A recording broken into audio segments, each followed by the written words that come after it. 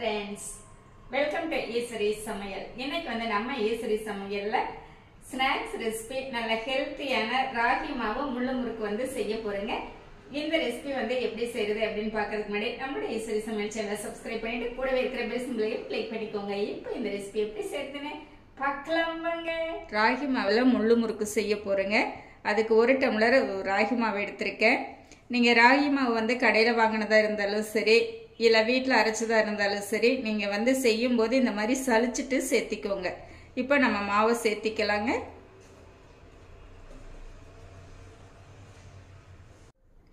அதே டம்ளர்ல 1/4 டம்ளர் அரிசி மாவு சேர்த்திக்கலாம். நம்ம ராகி மாவு எடுத்து இல்லைங்களா, அதே டம்ளர்ல 1 டம்ளர் வந்து கடலை மாவு எடுத்து நல்லா சலிச்சு எடுத்து வச்சிருக்கேங்க. பார்த்தீங்களா, இதுவும் சேர்த்திக்கலாம்.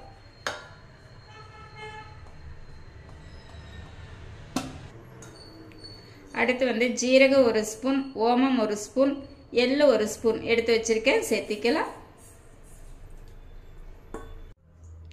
மிளகாய்த்தூள் 1 ஸ்பூன் சேர்த்திக்கலாம். உப்பு 1/2 ஸ்பூன் சேர்த்திக்கலாம். 1/4 ஸ்பூன் பெருங்காய பொடி சேர்த்திக்கலாம். மாவு வந்து தண்ணி விடாம ஃபர்ஸ்ட் ஒரு டைம் நல்லா கலந்து விட்டுக்கலாங்க.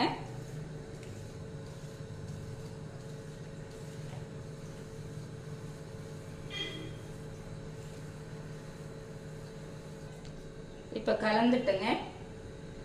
கொஞ்சம் கொஞ்சமா தண்ணி விட்டு நம்ம முறுக்கு மாவு பதத்துக்கு பிசைஞ்சுக்கலாம்.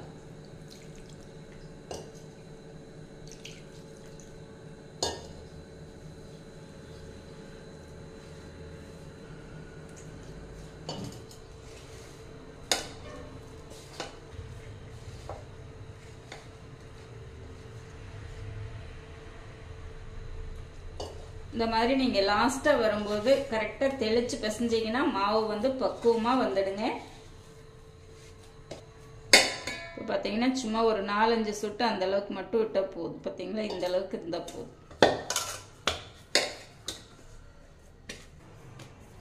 பாருங்க, மாவு நல்லா இந்த அளவுக்கு பிசைஞ்சிட்டோம், இருக்கட்டும். இப்போ மாவுல வந்து சூடான எண்ணெய் வந்து ஒரு 1.25 குழிக்கரண்டி சேர்த்திக்கலாங்க.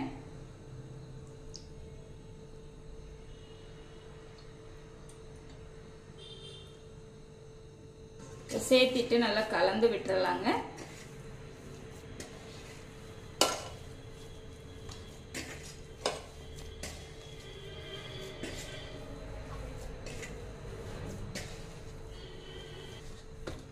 பாருங்க, இப்ப எண்ணெய் சேர்த்தினதுக்கு அப்புறம் மாவு இன்னும் கொஞ்சம் குளகுளான்னு வந்திருக்குது. இது கரெக்டான பக்குவம். பார்த்தீங்களா, இருக்கட்டுங்க. எண்ணெய் காஞ்சோடனே நம்ம பிழிஞ்சு எடுத்துக்கலாம். முறுக்கு பிடியில வந்து இந்த மாதிரி ஸ்டார் வச்சு சேர்த்திட்டுங்க. உள்ளையெல்லாம் வந்து எண்ணெய் வந்து அப்ளை பண்ணி வச்சிருக்கேன். இப்போ மாவு வந்து சேர்த்திக்கலாம். நமக்கு எண்ணெய் சூடாகிறதுக்குள்ள நம்ம இந்த வேலையெல்லாம் செஞ்சு வச்சுக்கலாங்க. இந்த மாதிரி ஸ்பூன்ல எடுத்து சேர்த்திட்டீங்க அப்படின்னா நம்மளுக்கு கையில படாதுங்க. நம்ம புளியும் போது வசதியா இருக்கும்.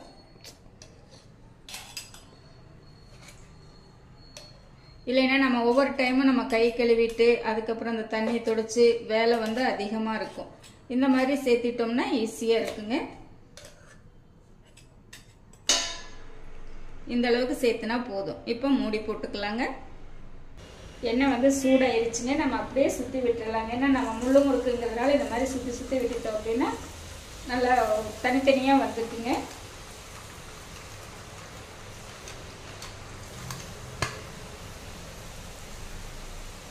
ஒரு நிமிஷம் விட்டு திருப்பி விட்டோம்னா கரெக்டா இருக்குங்க. இப்போ நம்ம திருப்பி விட்டுக்கலாங்க.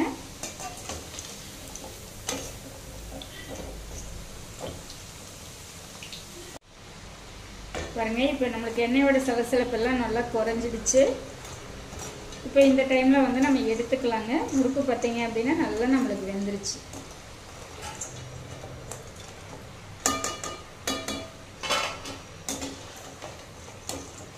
நம்ம தட்டில் சேர்க்கும் போது சத்தம் பார்த்தீங்கன்னா நல்லா கலகலன்னு கேட்குது பாருங்க.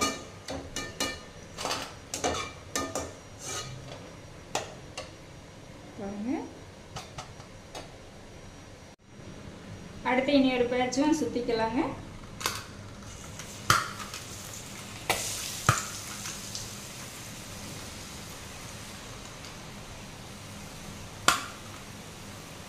இதே மாதிரி நம்ம எல்லாமே சுட்டு எடுத்துகிட்டு பார்க்கலாங்க.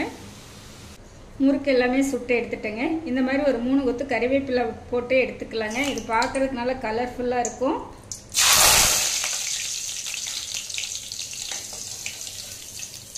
இந்த மாதிரி கொத்தோடு போட்டால் நமக்கு எடுக்கிறதுக்கு வந்து நல்லா வசதியாக இருக்குங்க. அதனால தான் நான் இந்த மாதிரி போட்டிருக்கேன். நம்ம முறுக்கு எல்லாமே சுட்டு எடுத்துகிட்டு வந்துட்டேங்க. பார்த்தீங்களா எந்த அளவுக்கு நம்மளுக்கு முறுக்கு கிடச்சிருக்கு அப்படின்ட்டு. நம்ம போட்ட அளவுகள் பார்த்தீங்கன்னா ரொம்ப குறைவான அளவுகள். நம்மளுக்கு எவ்வளோ அளவுக்கு முறுக்கு கிடச்சிருக்குன்னு பாருங்கள். அப்படியே நல்லா பொறுன்ட்டு அப்படியே நல்லா இருக்குங்க. பார்த்தீங்களா சாப்பிட்றதுக்கு பார்த்தீங்கன்னா அவ்வளோ ஒரு டேஸ்ட்டாக இருக்குது.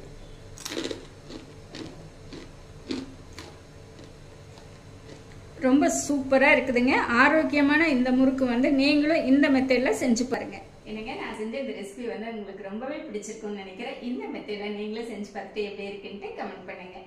தேங்க்ஸ் ஃபார் வாட்சிங்.